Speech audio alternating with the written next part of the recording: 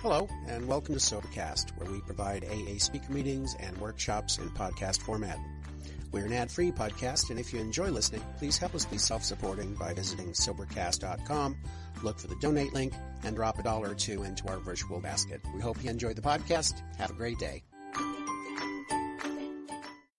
My name's Mo. I'm an alcoholic, amongst other things. I can't believe I've got to talk for 50 minutes. I'm 66, and I come into AA when I was 29. And I thought I knew everything. I thought I knew everything about AA because my brother was in and out like a yo-yo. And he used to come and tell me things about AA, like there was a secretary and they passed the pot around and all that. And he also told me about 12-stepping. And I always compared myself to him because he was a chronic alcoholic. He was in and out of nut houses, and he used to go out for a drink and come back, and you'd think he'd been to Vietnam War. You know, he'd come back with holes and broken leg and broken arm. He'd come back one night, he had 48 stitches in his eye. And I never was like that. And he was very, alcoholic fits, and he used to see a lot of things. And I always thought that he would die. I knew that he was a chronic alcoholic, so I compared myself to him. And with me, I always believed that I weren't right in the head. Not that I was full of denial. I just thought that I was not right in the head because of my childhood. My childhood was horrific. Both my parents were dead by the time I was 18. My dad was also a chronic alcoholic, and a criminal, and a very violent man. And I was brought up on fear. And I used to see my mum get battered every week. And my mum was an addict. When I say an addict, not a street sort of addict. Back in the 60s, doctors were giving out Valium and different tranquilizers and sleeping pills like serviettes. And she was heavy on tranquilizers. My dad got caught one night doing a robbery, and he was put away for 5 years in Wormwood Scrubs. For these people that don't know London, Wormwood Scrubs is quite a big prison here in London. And it was relief that he was locked up. And when I say he was sentenced to 5 years, he done the whole 5 years because there was always a drama. He was always fighting in prison. And also he was like the godfather making up hooch. And at the age of 8, I was a carrier. I used to carry stuff into Wormwood Scrubs for him. I also used to carry in miniature bottles of whiskey. And my mum used to pour it in his cup of tea. And I used to be sitting on his lap, like playing with him and like mucking about. And my mum used to sort of cover so the wardens didn't see it.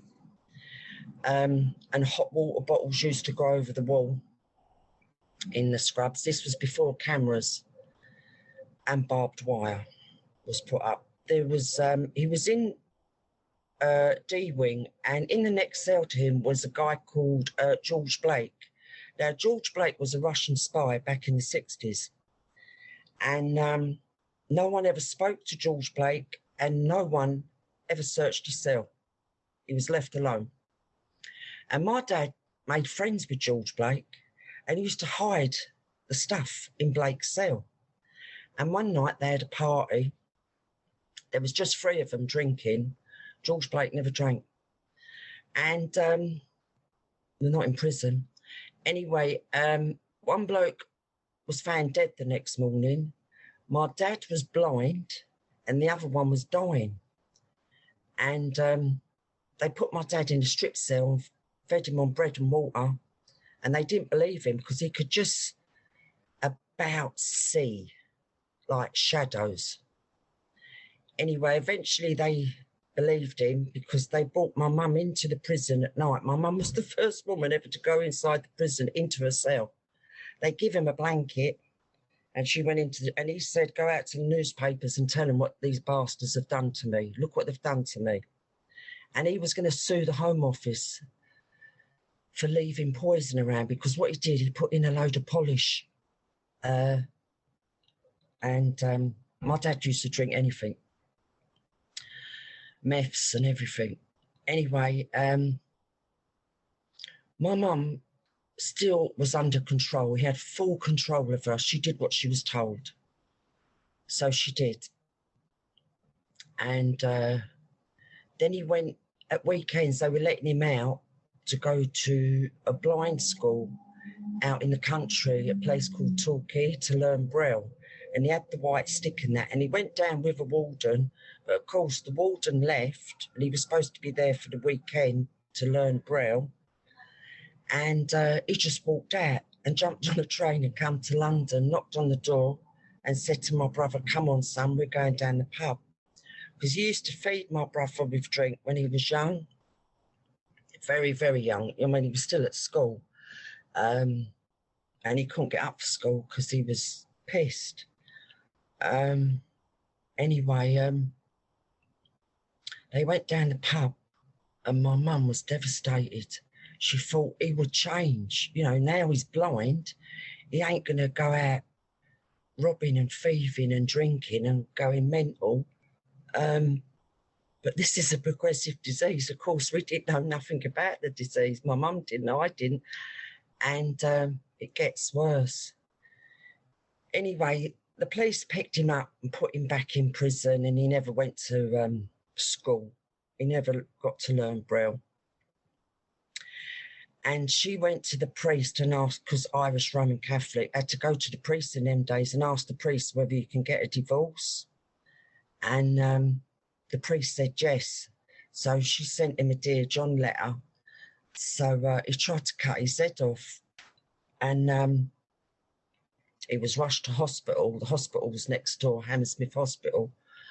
And they saved him. And then he tried to do his wrists.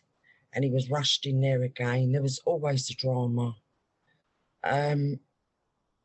He also beat up a guy, a paedophile in there, that was commenting about me and busted him up. I mean, this is a blind man. I mean, the newspapers classed my dad as a psychopath. And as a kid, I believed the newspapers, I believed that he was a psychopath. Alcoholism was never mentioned. So anyway, he said that when he gets out, he would put himself, me and my mum, the three of us in the room, lock us in the room, pour paraffin over us and we'll all go together. And I believed that he would do that. So I was petrified now. But I thought they never let him out. Anyway, my mum went for the divorce proceedings and one day they let him out and they didn't tell us. And I was 12 and he knocked on the door. My mum went over 6 garden walls and hid behind a coal bunker. And all he wanted was money and to go down the pub with my brother and have a drink. I was in my pyjamas and I knew he'd go for my mum's bag, so I hid it. Anyway, he went out down the pub and I went out in the back garden. I'm shouting out for my mum and she was in her dressing gown. All her knees were scraped and she was shaking from head to toe. And she says, we've got to get out, we've got to get out. Now, the 5 years, it's over 5 years, that he was inside prison, my mum did the house up. It was a 3-bedroom house in Kilburn. And she bought a fridge And we had a TV, a television, and we had mugs and plates, and she wallpapered the walls. And we started getting things together because it was bad. The house was bad. He was always smashing. I mean, I'd come home from school and the telly would be in the back garden, throwing things out windows and smashing up the place. Doors hanging off, holes in the ceiling, blood on the wall. I mean, it was horrible. Anyway, also, I forgot to say that I was institutionalised when I was 8. I was under a psychiatrist because I was always fainting in school. And they couldn't find nothing physically wrong with me, so they thought it was mental. So I just thought I was mental. And I didn't understand what a psychiatrist was, of course, at the age of 8. After 2 years, I did ask this woman, why do I have to keep coming to see you? And she said, because I've seen too much and heard too much for my age. Anyway, I did feel different. I hated school. You know, as a kid, I never put a nightie on. I went to bed fully clothed. Because I always thought, one day he's going to kill her, so I can get out of the house quick and I'll be fully dressed. I don't have to run in my nightie. I can run and I'm dressed. So this is what I was thinking as a kid, was I can run and get out quick. Anyway, we got a carrier bag together and she had £2 in her purse. And I thought we was just leaving for a couple of days, and he was out for a little while and they'd put him back in. But he weren't, he was out for good. And we walked out of the house and we never went back to it. We just lost it. It's like the house went on fire and we just lost everything. And we lived on the streets out of carrier bags for 2 years. I never went to school. I went to school at the age of 14. And then I left at 15. So I had no education. I was on Jack and Jill books. And it was funny, this flyer had ABC. When I saw it, I thought, oh, it's like a nursery. ABC. But so I had there was no books in my house, you know, no education at all. Anyway, living on the streets, getting into squats, and we moved right over to South London, far away from Kilburn. And my brother stuck with my dad because he thought he was going to come into money because he was suing the Home Office. But of course, he never got no money. They just went out on the piss and drank and drank and drank. 2 of them together. Anyway, eventually, we got a council flat,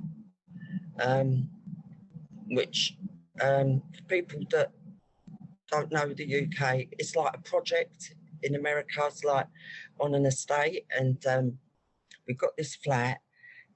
And I remember the bath was in the kitchen and it had a piece of wood on it, and that was the table as well. And we thought we won the lottery. We thought we were like, do you know what I mean? It was a front door.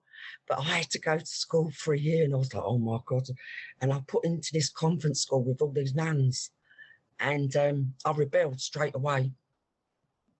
And I got very friendly with a naughty girl that was a thief, and she taught me how to rob. So now we're going down Kings Road, Chelsea, and we're robbing all the boutiques. Kensington High Street, Oxford Street.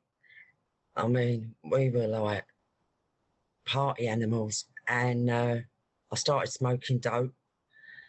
And then I started taking amphetamines. Then I started taking downers. And eventually, I was an addict. And in the end, my mum was supplying me with stuff. My mum used to give me her Valium for my come downs. And I didn't like boys. I liked homosexual men. And I loved gay clubs.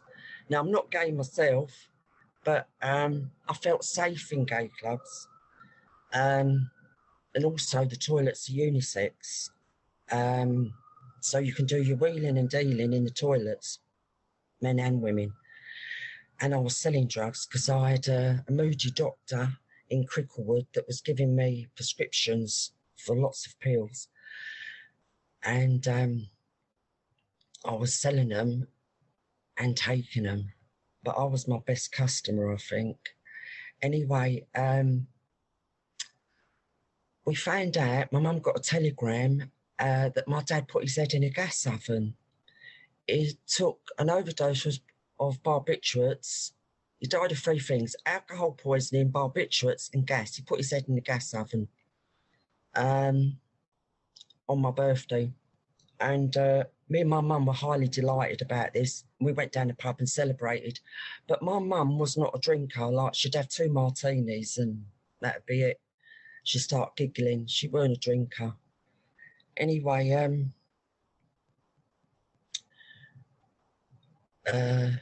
we moved to another flat in South London, in Camberwell, and this was a nice flat. We had a balcony and a bathroom, really lovely flat. And my brother got married to another alcoholic, and he had a baby, and the baby died 6 months later. I woke up in the morning, the baby was dead. Then she had another baby, and that one died. Then she had another baby, but that one lived. And I'm very proud of that one. That one today is 49 years old, and he lives in New Zealand, and I love him to bits. Anyway, of course, my brother contacted my mum's solicitor and we hooked up. And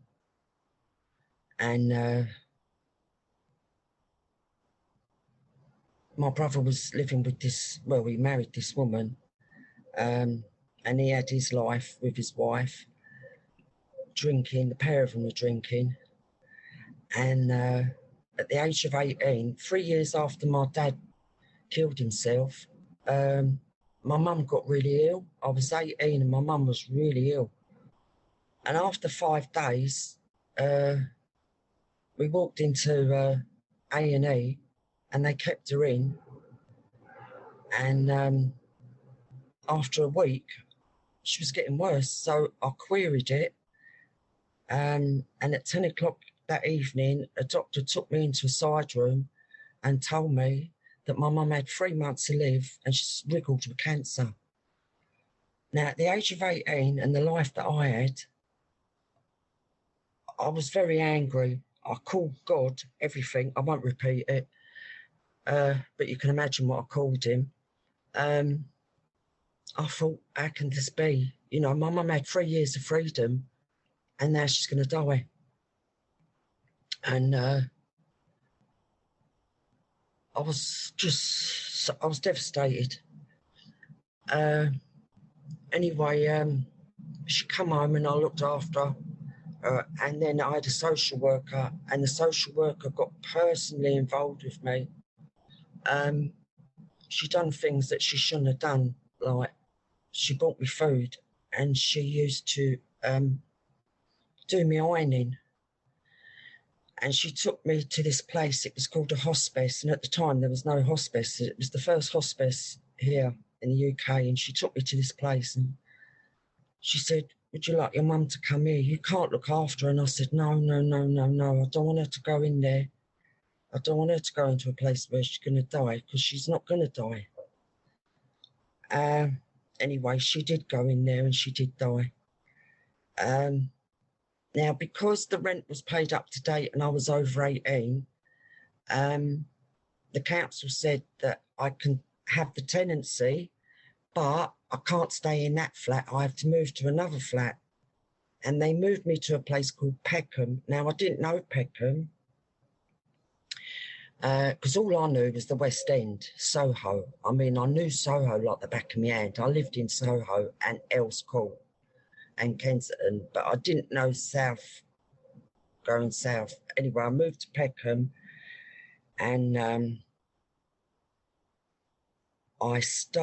was walking past the bookies, and there's all these black guys outside smoking dope, and I was like a magnet to shit. And I started going to Brixton. Now I'm on this scene. I mean, I've done phases, like I was on a hippie scene for a little while, but I didn't like the music. I like the drugs, but I didn't like the music. I'd like the black soul music, and then I started liking reggae music and Motown, and so now I'm going to right shitholes. And I was introduced to a drink called Special Brew. And the first one tasted like tar, but then it's tasted all right. It was like, and half bottles of brandy and whiskey were going into my bag, and the excuse was that it's cheaper than buying it behind the counter. And I was going to very seedy places. And then one day I literally bumped into this guy in the street. Well, I say guy, a police officer. Now, I didn't like the police. And he said, "Where are you going?" So I said, "I'm going out." He said, "Where?" I said, "I don't know, I'm going up the West End, I'm going out." And he said, "Well, I'm knocking off at 2 in the morning." He said, "Do you fancy coming out with me?" I said, "You're all right." So he picked me up at 2 in the morning, and he took me down the West End to this, like, what I call a discotheque. You know, it's a respectable club. You couldn't smoke dope in there and that. You know, it had carpet and tablecloths and, you know, and he was opening the door for me. And I liked it. I liked all this, you know, it was all nice and sensible, and we had a meal and a bottle of wine, and it was all, and he's taking me back home to Peckham, and he was playing Bob Marley. And I thought, now I'm in love because he likes Bob Marley. And all my mates were getting married and having babies, and I never wanted to get married and have a baby. That's the last thing I wanted. I wanted to party. And did I party? Anyway, we broke up, and I had my first suicide attempt. And it was 2 years to the day that my mum died.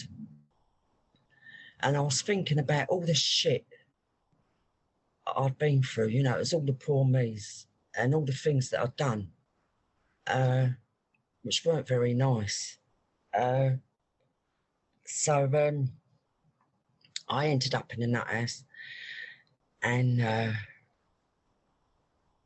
no, before I'd done the suicide attempt, I ended up in a nut house. Then I got chucked out. They told me to go back to work. And no, don't be a silly little girl. So that's when I'd done my suicide attempt, and I ended up in hospital. And I was told, I was in there for 2 weeks, I did feel like I was dying. I was told the amount of paracetamol and all the other shit that I'd put down me, that I'd seriously damaged my liver, and not to drink alcohol for 9 months. If you drink alcohol, you can die. Now, I'm 20 years old, and I'm thinking, straight away, as soon as that doctor said that to me, I thought, that's all right. I don't need alcohol. I can live without alcohol. Because there's other stuff I can take. I always wanted to change the way I feel. I thought, that's fine. That's fine. And my brother come to visit me, and he went mental. He was shouting and roaring at me. "Do you hear what he said? Blah, blah, blah, blah, blah, blah." I'm going, yeah, I'm all right. Now, my mum's best mate, she was a backstreet abortionist, and she lived in Hampstead. She always had money, of course, because she was a backstreet abortionist. Lovely woman. And she come to visit me, and she said, "You can't go back to that flat in Peg. You can't go back to that flat." I went, "I know, I smashed it all up. I smashed the windows and everything." So she said, right. She said, "You come and live with me in Hampstead." She said, "And you get out of Peckham. It's a shithole anyway." Which, well, it was a shithole. I don't know what it's like now. Anyway, so anyway, she said, "You come and live with me." I said, "All right." She said, "You can get a good job in Hampstead. You'll be all right." She said, because she lived in the basement. She was a landlady, and it was all bed sits, and there was the call box on the stairs, you know, where you put the 10p. It was either 2p or 10p, I can't remember. Anyway, I said, yeah, all right. So I went back to the flat. Now, I had everything in this flat, fully furnished. All I did was rob the gas meter, ordered a few things from the catalogue, quite a few things from the catalogue, done my bank account, done the catalogue, done a few naughty things, and threw some clothes in some bags and got a cab and just walked out and left the flat. Left everything in it. Everything. Just left it. And all the bills. And got a cab and moved to Hampstead. Now I'm living with her, and a bedsit come up, and it was in the attic, top floor, big house. I had to share the bathroom and toilet with other tenants. And it was £7 a week, this bedsit. And I've got a good job in a travel agency, really good job. So everything's going fine. And she drank Gordon's gin. Now, Gordon's gin weren't a drink that I particularly liked or drank. And on a Friday night, on my first wage packet, you get a little brown envelope with cash in it. And I bought her a bottle of Gordon's gin on the way home, because she was feeding me and that. So I've given her the flowers and the Gordon's gin, and I'm sitting there with her, and I said to her, it's been a couple of weeks now. I said, I'm sure I'm all right. I'm sure I can have one. Be all right, won't I? I said, I feel fit as a fiddle. I don't know what them doctors are on about. So she poured me one, and I'm drinking it. I was right as rain. So anyway, I ended up drinking it all. And the next minute, I'm going around the village, Belsize village, and I'm buying another bottle. So Saturday morning now, I'm feeling a bit rough. So I phoned them up, said I've got the flu. And this started becoming a pattern. And every Saturday, I was like giving excuses, like the dog's died. I've got the flu, got gastroenteritis. I said to him once that her husband died. My uncle's died. He weren't my uncle. I said she was my auntie and he was my uncle. Excuses. In the end, I thought, I can't keep up with this. And I come up with this brilliant idea.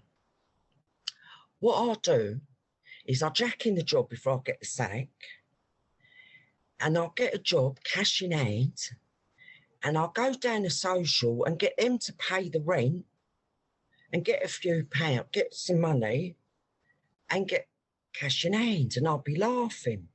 And that's exactly what I did. Now, this place where I've got a job as a waitress, it was on the Finchley Road in North London, and it was a Caribbean club.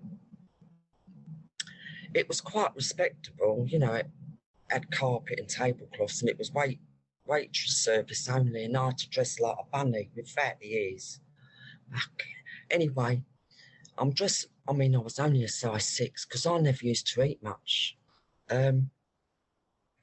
Anyway, I'm in this job, and me being a magnet to shit, soon as the naughty boys come in, like I'm in there and they're giving me big tips and they're buying me drinks, and I hooked up with this other waitress. Now she was on a different scene from me. She was going to places like Tramps and mixing with Georgie Best and film stars and pop stars and musicians, going down to Mayfair. I'm going to Brixton, Finsbury Park, to shitholes, drinking special brew, and she's drinking champagne and snorting cocaine. And I'm smoking dope and drinking special brew. But anyway, I've introduced her to my scene, and she liked it. She liked it. Now, me and her, we went everywhere with these guys. They were like gangsters in their jag, and she was seeing one. Anyway, and the routine thing was that we'd all go out in a crowd, and I felt safe with these guys because they were like gangsters and they were real well respected. and they never tried it on with me. Do you know what I mean? I just felt safe with them. I used to smoke all their dope and make them laugh. Anyway, we'd be going to all these shitholes, and then he'd drop me off home, and then he'd go back home to her. She lived in a council flat in Camden Town, but you wouldn't think so to listen to her and to hear her, like, you know, she was like posh. She weren't like me. And I'm not posh, as you can tell with my Cockney accent. Anyway, one night, we're in this flat in the East End, in a tower block. And it was, I don't even know the guy. He was the bouncer of this club, right? And we're back there and we're drinking and smoking, everything's cool, and same thing happens. Her bloke drops me off, it goes on. And the following week, it happens again. We're back in this flat. But this night, it felt like it went a bit tits up. I think it was the 13th floor in this tower block. And they've gone, and I'm putting my jacket on and getting my Rizzlers and putting stuff in my handbag, and I've got to the front door and it's locked. Now, this guy was 48. Now, I'm only like 20, 21, 22, and he's battered me. Absolutely battered me, because I weren't coming up with the goods. Like, he presumed that I was going to stay there the night and he was going to get the leg over. But that weren't happening, because to me, a 48-year-old man was like an old man to me. You know, when you're in your early 20s, you look at a bloke that's 48, it's like looking at your dad, isn't it? So I thought, what? No chance, do you know what I mean? So he punched all my teeth out. He battered me. At one point, I was going to jump out the window. I thought, he's going to kill me. I really thought I'd rather jump out and go out of, you know, top myself. Anyway, he done me a favour. He knocked me out unconscious, because he bashed my head up against the wall, and I was gone. I woke up at 2 o'clock in the afternoon, and all my clothes were ripped and they were piled up on the floor. And he was laying next to me, and there was a big bunch of keys on the floor. So I've picked up the keys, and I'm tiptoeing to the door, and it was like Fort Knox. There was fucking all these locks, there's loads of locks. Anyway, next minute, he's standing behind me with his underpants on, standing behind me. He's going, "Where are you going?" I said, "I've got to go home." He said, "You've got pitney," which means you've got children. And I didn't answer him. So he thought I had kids, so he let me out.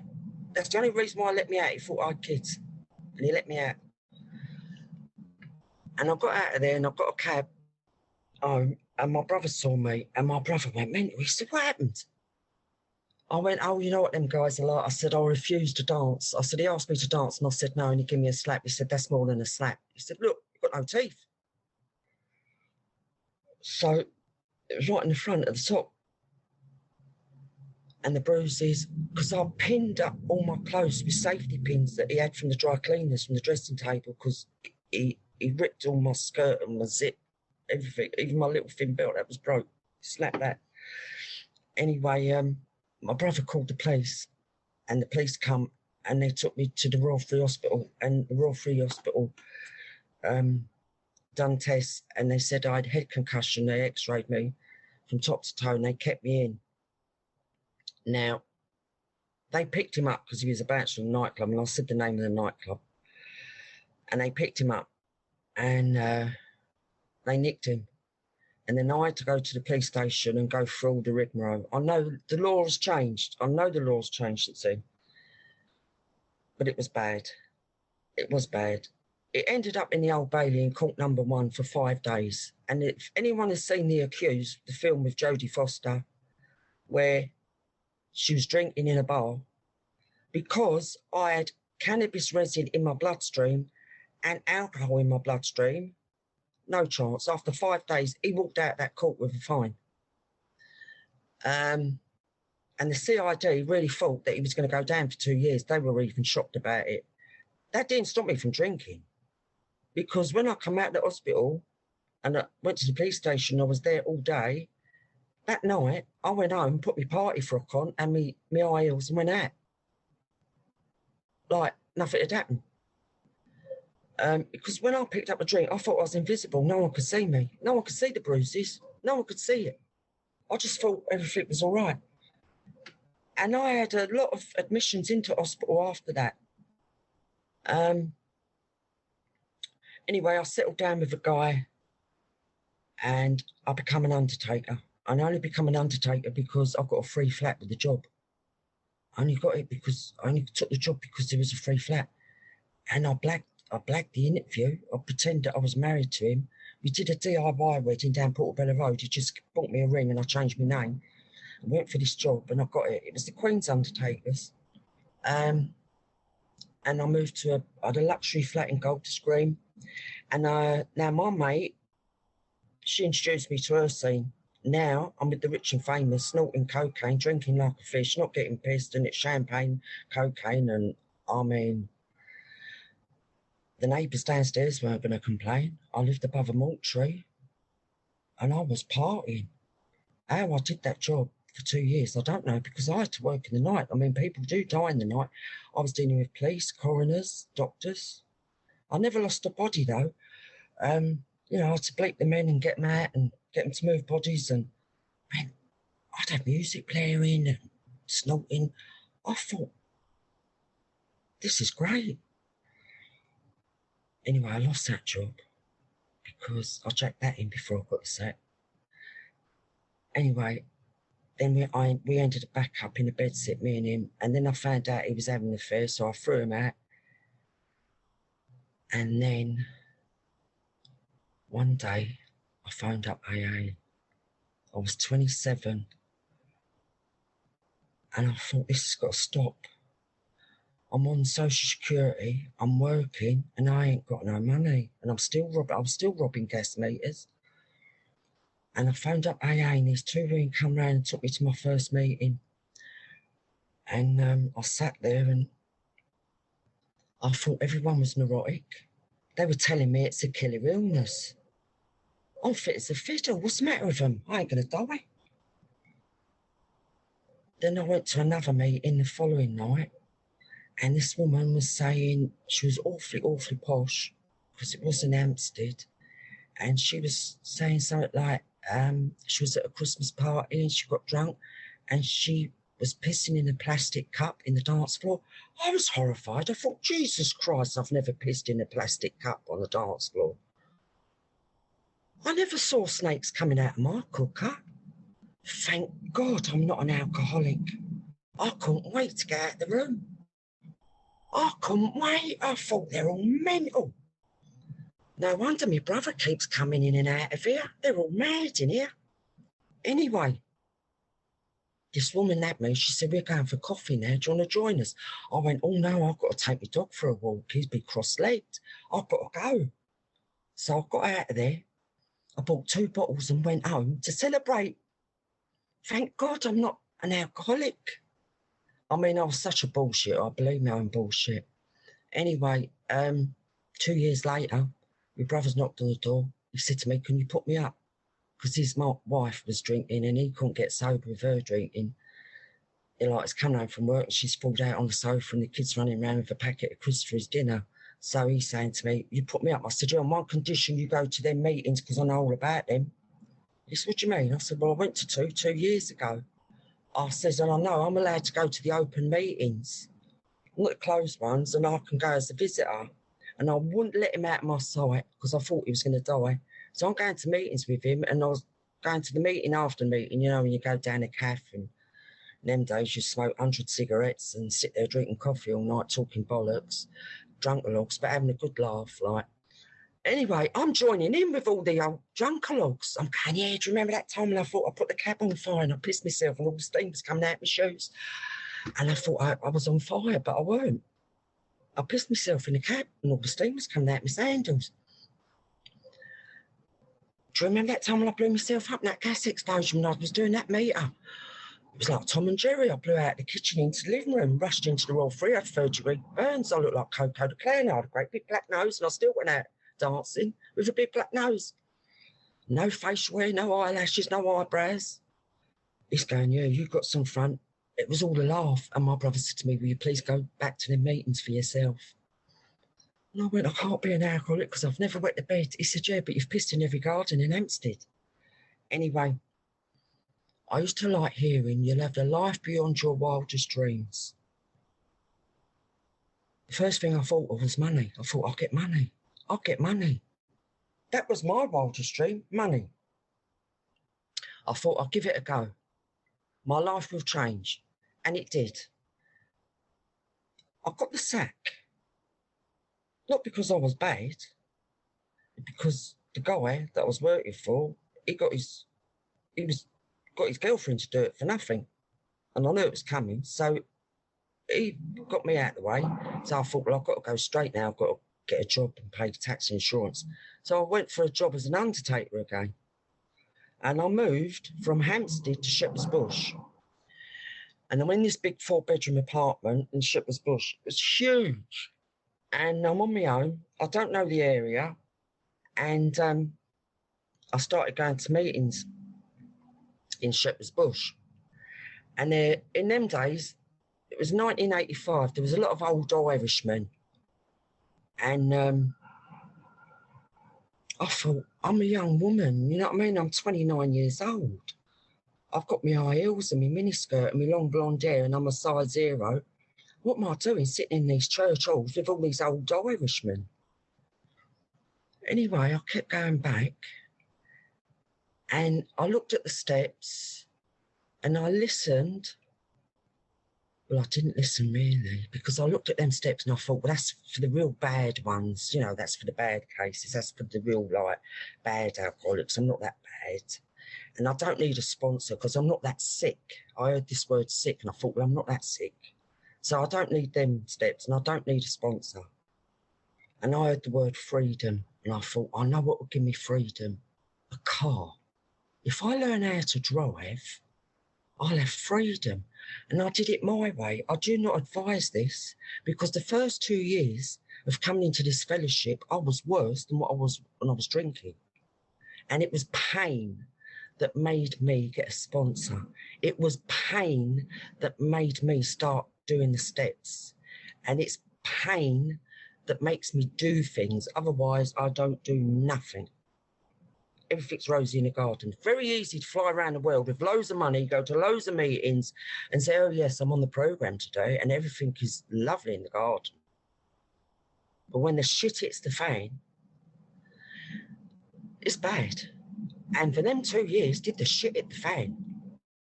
I mean, they said, don't have a relationship for the first year. Well, I thought, well, I don't want one of them because I just got rid of one. I just threw him out, like because, you know, he was messing on me. And of course, I mean, I would have fell in love with a Christmas tree if it smiled at me because I didn't want the word vulnerable. I knew vulnerable meant like soft. And I thought, I'm not soft, I'm hard. I was really full of shit. And I fell in love. And then I knocked that on the head and he drank. He was 27 and he stomped me. And one night he climbed up the drain pipe and it come away from the wall. And he went down 4 floors and he died at 4 o'clock in the morning on an operating table. And I thought that I'd killed him. That was just one of the things that happened in my first 2 years. It got really out of hand.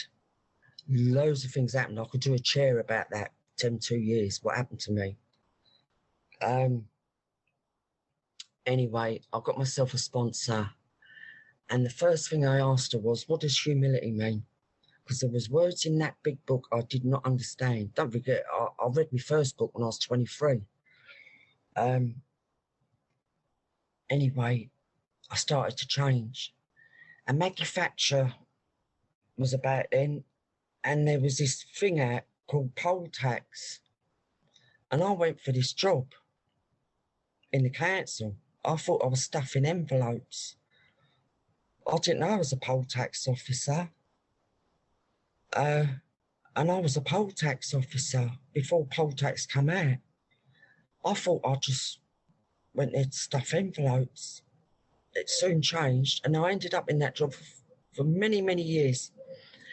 And I met Janesta, And I met a sponsor and we flew to America, conventions, meetings, doing service. Then I got engaged to the co-founder of NA in this country. And I was with him for 2 years and we broke up. It was a mutual thing. It was heartbreaking. Again, pain, made me look at myself. Romance and finance does do my head in. And then after 2 years of breaking up from him, I met someone else in the fellowship. I don't think I can be with anybody that's not in the fellowship, to be quite honest. We were together for 25 years. He lived here in this flat with me. And strong AA member. He was found dead 6 years ago. That's another story, but I fought for justice for him for 2 years. And my first sponsor sort of went by the wayside. We remained friends, very close friends, but now I've got no sponsor and I'm off my head fighting this case, fighting for justice. And I took it to the Houses of Parliament. My MP was brilliant. But I got ill, physically ill. And then I met this American woman from New York in a meeting. And I'd give her a lift to the hotel. And then 3 nights later, I went to a meeting where I never go there. And she was there. So I'd give her a lift to her hotel again, and we exchanged numbers, become really close. She come back here, stayed here. I was going over there. We met in Croatia at a convention. I did my full step with her again, and I started doing it again. And she changed the way my thinking. She said, "Do you want to be happy? Do you want to be right or do you want to be happy?" I said, "I want both." I had to let it go. I had to let the case go. And I started to change. I lost weight. I was doing loads of service, on top of the world. And then I was 63, 3 years ago, 63. And I thought life is very short.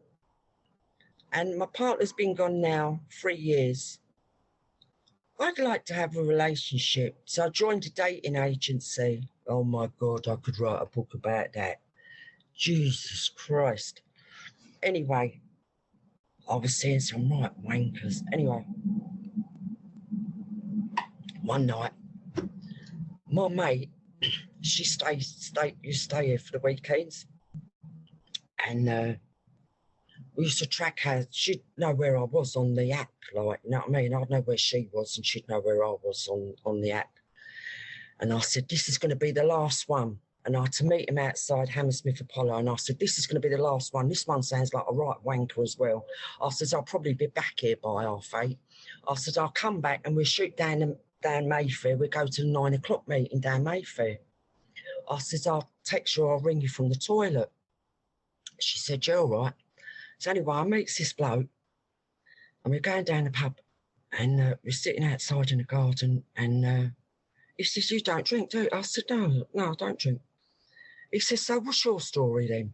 Now, I lied on this dating thing. I said I was 56, but I weren't. I was 63 because, like, some of the blokes, I mean, they were like old blokes. And I didn't want an old bloke. Do you know what I mean? Anyway, so I thought I'd tell the truth. And I thought, because he's going to be the last one, I can't be asked. I said, well, I lied. I said, I ain't 56, I'm 63.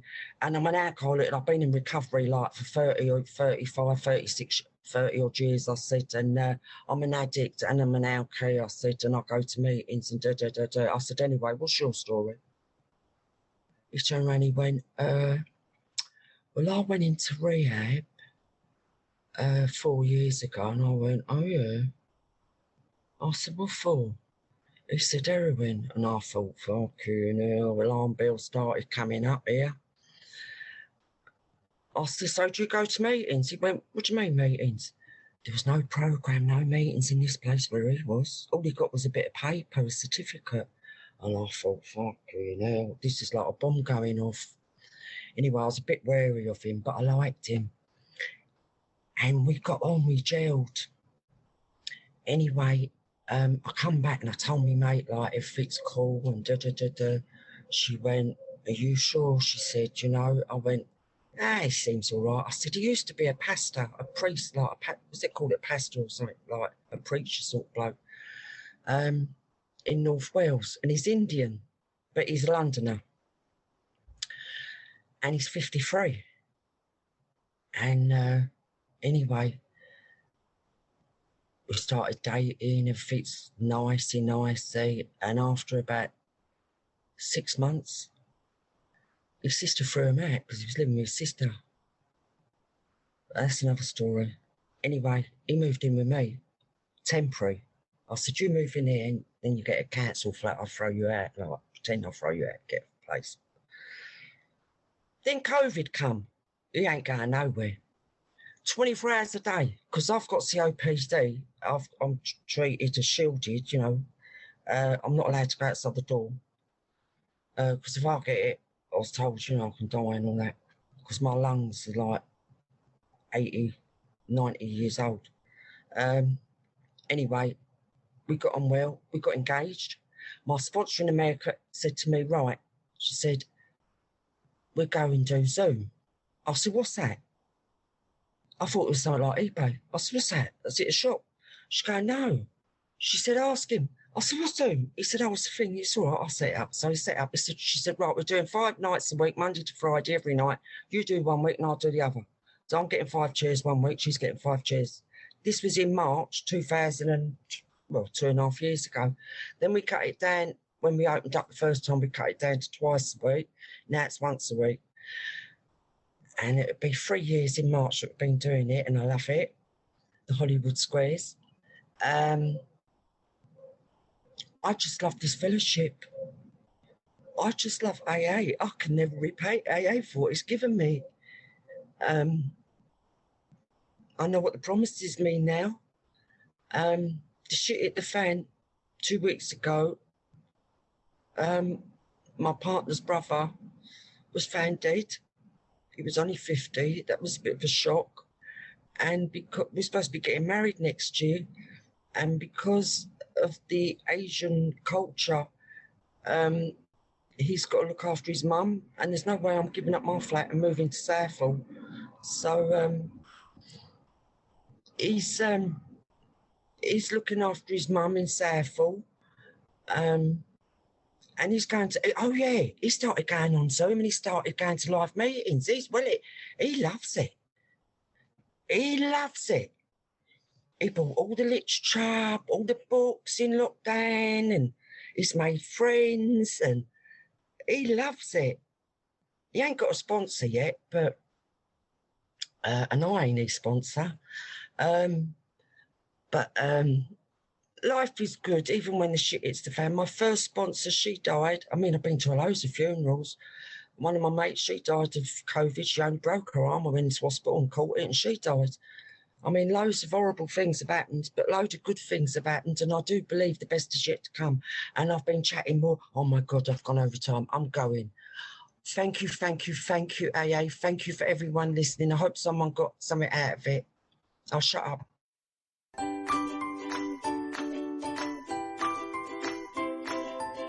Thanks for listening. I hope you enjoyed the podcast. Sobercast is ad-free, and we'd like your help in order to keep it that way. So if you'd like to help us be self-supporting by pledging $1 or $2 a month, visit Sobercast.com and look for the donate links. Thank you very much.